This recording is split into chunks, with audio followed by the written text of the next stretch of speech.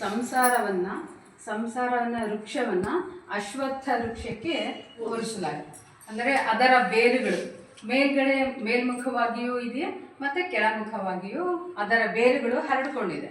ಅದರ ಮೂಲವನ್ನು ನಾವು ಹುಡುಕೋದಕ್ಕೆ ಸಾಧ್ಯ ಆಗಲ್ಲ. ಹೇಗೆ ಅಂದರೆ, ಈಗ ನಮ್ಮ ತಂದೆ ಯಾರು ಅಂತ ಗೊತ್ತಿರುತ್ತೆ, ಅವ್ರ ತಂದೆ ಯಾರು, ಪುನಃ ಅವ್ರ ತಂದೆ ಯಾರು ಹಾಗೆ ಹುಡುಕ್ತಾ ಹೋದರೆ ಮೂಲ ಬಂದ್ಬಿಟ್ಟು ಬ್ರಹ್ಮ ತನಕ ಬರುತ್ತೆ. ಮತ್ತೆ ಬ್ರಹ್ಮನ ತಂದೆ ಯಾರು ಅಂತ ಹೇಳಿದ್ರೆ ಭಗವಾನ ವಿಷ್ಣುವೇ ಬರುತ್ತೆ. ಅಲ್ಲಿ ಮೂಲ ನಾವು ಹುಡುಕ್ತಾ ಹೋದಂಗೆಲ್ಲ ಭಗವಂತನ ಹತ್ರನೇ ನಾವು ಹೋಗ್ತೇವೆ. ಎಲ್ಲರೂ ಅವರವರ ಮೂಲವನ್ನು ಹುಡುಕ್ತಾ ಹೋದರೆ ಕೊನೆಗೆ ಭಗವಂತನ ಹತ್ರನೇ ನಾವು ಬರ್ತೇವೆ.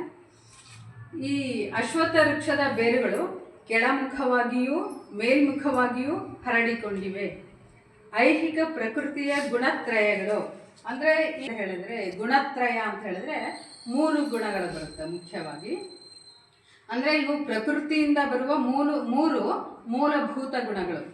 ಇವು ಪ್ರತಿಯೊಬ್ಬ ಮನುಷ್ಯನ ದೇಹ ಮತ್ತು ಮನಸ್ಸಿನ ಸ್ವಭಾವವನ್ನು ನಿರ್ಧರಿಸುತ್ತೆ. ಈ ಗುಣತ್ರಯಗಳು ಅಂದರೆ ಸತ್ವಗುಣ, ರಜೋಗುಣ ಮತ್ತು ತಮೋಗುಣ. ಸತ್ವಗುಣ ಅಂತ ಹೇಳಿದ್ರೆ ಇದು ಒಳ್ಳೆಯತನ, ಶಾಂತಿ, ಜ್ಞಾನ, ಪಾವಿತ್ರ್ಯ ಮತ್ತು ಸತ್ಯ ಇವುಗಳನ್ನು ಪ್ರತಿನಿಧಿಸುತ್ತೆ. ಹಾಗೆಯೇ ರಜೋಗುಣ ಅಂತ ಹೇಳಿದ್ರೆ ಇದು ಚಟುವಟಿಕೆಗಳು, ನಾವು ಮಾಡೋ ಚಟುವಟಿಕೆಗಳು, ಆಸೆ, ಆಕಾಂಕ್ಷೆಗಳು, ಮಹತ್ವಾಕಾಂಕ್ಷೆ, ಅಹಂಕಾರ ಮತ್ತು ಕ್ರಿಯಾಶೀಲತೆಗಳನ್ನು ಇದು ಹೇಳಿ. ತಮೋಗುಣ ಅಂತ ಬಂದರೆ ದೇಹವನ್ನು ನಾವು ಪೋಷಿಸ್ತಾ ಇದ್ದೇವೆ. ಇಂದ್ರಿಯಗಳ ವಸ್ತುಗಳು ಇದರ ಕುಡಿಗಳು. ಈ ಆಲದ ಮರದ ಕುಡಿಗಳು ಅಂದರೆ ಚಿಗುರು ಇಂದ್ರಿಯಗಳ ವಸ್ತುಗಳು. ಅಂದರೆ ತುಂಬ ನೋಡೋದಕ್ಕೆ ಚಿಗುರು ಸುಂದರವಾಗಿರುತ್ತೆ, ಆಕರ್ಷಿತವಾಗಿರುತ್ತೆ.